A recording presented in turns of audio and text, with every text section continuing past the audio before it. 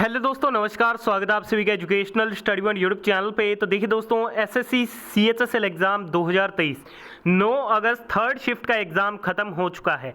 तो 9 अगस्त third shift exam में जितने भी आपके जीके, जीएस और करंट अफेयर से रिलेटेड एग्ज़ाम में क्वेश्चन पूछे गए हैं 9 अगस्त थर्ड शिफ्ट एग्ज़ाम में, उन सभी प्रश्नों का बिल्कुल 100% सही व सटीक उत्तर के साथ सबसे पहले एग्ज़ाम एनालिसिस आपको इस यूट्यूब चैनल पर देखने को मिलेगा। तो आज जिन भी दोस्तों का 9 अगस्त थर्ड शिफ्ट में एग्जाम था, वो सभी साथी इस पूरे वीडियो को ध्यान से एंड तक वॉच जरूर कीजिएगा। थर्ड शिफ्ट में पूछे गए सभी क्वेश्चनों के राइट आंसर आपको इसी वीडियो के माध्यम से पता लग जाएंगे। तो चलिए आज की इस वीडियो को अपने शुरू करते हैं। थर्ड शिफ्ट में पहला क्वेश्चन आपसे पूछा गया कि एपीजे अब्दुल कलाम को कौन सा वाद्य यंत्र बजाना पसंद था। तो डॉक्टर एपीजे अब्दुल कलाम को जो वीणा है वो बजाना पसंद था। तो वीणा इस क्वेश्चन का आपका बिल्कुल राइट आंसर था। चलिए बढ़ते हैं अगले क्वेश्चन की ओर। थर्ड शिफ्ट में नेक्स्ट क्वेश्चन आपसे पूछा गया कि भारत में सिविल सेवा के पिता या फिर जनक के रूप में किसे जाना जाता है। तो भारत में सिविल सेवा के पिता या जनक के रूप में लॉर्ड कॉर्नवालिस को जाना जाता है। अगला क्वेश्चन आपसे पूछा गया कि 2011 की जनगणना के अनुसार सर्वाधिक जनसंख्या वाले 3 भारतीय राज्य कौन से हैं। 2011 की जनगणना के अनुसार सर्वाधिक जनसंख्या वाले 3 भारतीय राज्य हैं उत्तर प्रदेश, महाराष्ट्र और बिहार। तो उत्तर प्रदेश, महाराष्ट्र और बिहार इस क्वेश्चन का आपका बिल्कुल राइट आंसर था। अगले क्वेश्चन में पूछा गया कि सरहुल फेस्टिवल किस राज्य में सेलिब्रेट किया जाता है।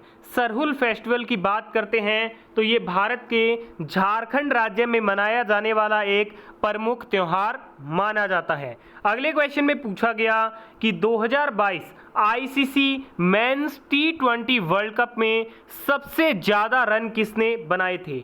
2022 आईसीसी मेंस टी20 वर्ल्ड कप की अपने बात करते हैं तो इसमें जो हाईएस्ट स्कोर रहा था वो विराट कोहली का रहा था। तो विराट कोहली इस क्वेश्चन का बिल्कुल राइट आंसर था। विराट कोहली 296 रनों के साथ टॉप स्कोरर थे और इसमें जो प्लेयर ऑफ द सीरीज बने थे वो इंग्लैंड के सैम करन बने थे और जो मोस्ट विकेट्स लिए थे वो वानिडू हसांगा ने लिए थे 15 विकेट, जो कि श्रीलंका से थे। और 2022 का जो टी20 वर्ल्ड कप है वो ऑस्ट्रेलिया में आयोजित हुआ था। अगले क्वेश्चन में पूछा गया कि भारत के संविधान का कौन सा अनुच्छेद राज्य को सार्वजनिक सेवाओं में कार्यपालिका से न्यायपालिका को अलग करने के लिए कदम उठाने का निर्देश देता है।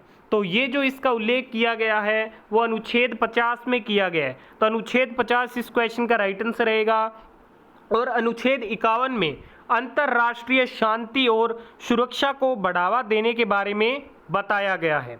अगले क्वेश्चन में पूछा गया पानीपत का प्रथम युद्ध बाबर ने किसके साथ लड़ा था। तो पानीपत का प्रथम युद्ध बाबर ने 1526 में इब्राहिम लोदी के साथ लड़ा था और 1556 में जो दूसरा युद्ध हुआ था वो हेमू और अकबर की सेना के बीच में लड़ा गया था।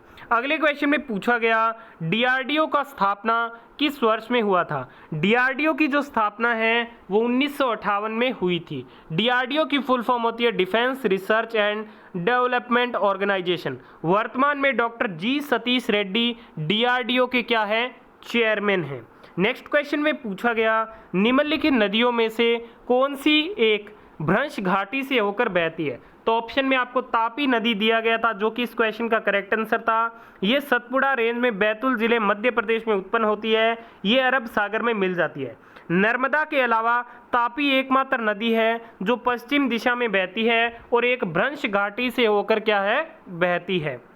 नेक्स्ट क्वेश्चन में पूछा गया किस अधिनियम ने केंद्र और प्रांतों के बीच विधायी शक्तियों को विभाजित किया। तो केंद्र और प्रांतों के बीच विधायी शक्तियों को विभाजित किया गया था भारत सरकार अधिनियम 1935 ने, जिसके तहत आरबीआई, एफपीएससी, पीपीएससी, जेपीएससी की स्थापना हुई और 1937 में संघीय न्यायालय की स्थापना हुई थी।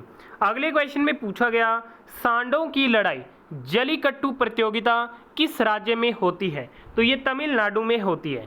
जलीकट्टू आमतौर पर भारतीय राज्य तमिलनाडु में मट्टू पोंगल दिवस पर पोंगल उत्सव के एक भाग के रूप में जो हर साल जनवरी में सेलिब्रेट किया जाता है।